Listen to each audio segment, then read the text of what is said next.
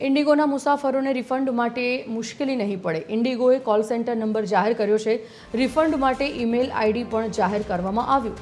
ઇન્ડિગોની સતત કેન્સલ થતી ફ્લાઇટને પગલે કોલ સેન્ટર નંબર જાહેર થયો. રિફંડ માટે મુસાફરોને સરળતા રહેશે. બાદની ઇન્ડિગો જે ફ્લાઇટ જે કેન્સલ થઈ રહી છે ત્યારે જે મુસાફરોને ભારે હાલાકીનો સામનો કરવો પડી રહ્યો છે.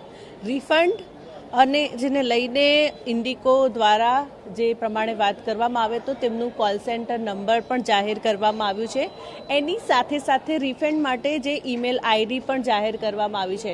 પરંતુ અત્યાર સુધી છતાં એ ઈમેલ હોય કે કોલ સેન્ટરમાં જ્યારે મુસાફરો વાત કરતા હોય છે તો પણ જે તદ્દન જવાબ જે છે નથી મળી રહ્યું છે. હાલ આપણી સાથે મુસાફર છે, એમની સાથે જ વાત કરીશું. જે પ્રમાણે ઇન્ડિગોની ફ્લાઇટો રદ થઈ રહી છે, ઈમેલ આઈડી જાહેર કરવામાં આવ્યું છે, કોલ સેન્ટર નંબર જાહેર કરવામાં આવ્યું છે, છતાંય તમને હજી સુધી પણ એ વાતને લઈને કોઈ જવાબ નથી આપવામાં આવ્યો છે. શું કહેશો?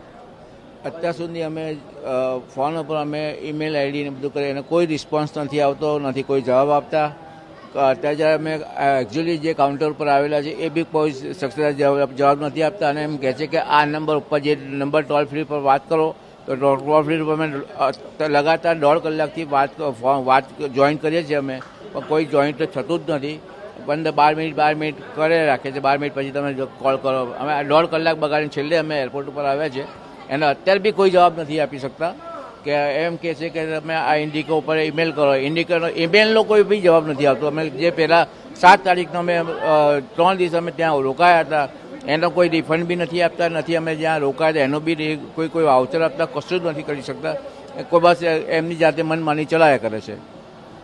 બિલકુલથી તો જે પ્રમાણે વાત કરવામાં આવે તો ઇન્ડિગો ફ્લાઇટ દ્વારા જે પ્રમાણે કોલ સેન્ટર નંબર જાહેર કરવામાં આવ્યું છે, ઈમેલ આઈડી જાહેર કરવામાં આવ્યું છે, છતાંય જે ગ્રાહકો છે, જે મુસાફરો છે તે લોકો એ ઈમેલ આઈડી અને કોલ સેન્ટર પર જ્યારે તેઓ લોકો મેલ કરે છે કે કોલ સેન્ટર પર કોલ કરતા હોય છે તો પણ સંતોષકારક જે જવાબ નથી મળી રહ્યું છે અને જેના કારણે જે મુસાફરો જે છે હેરાન થઈ રહ્યા છે.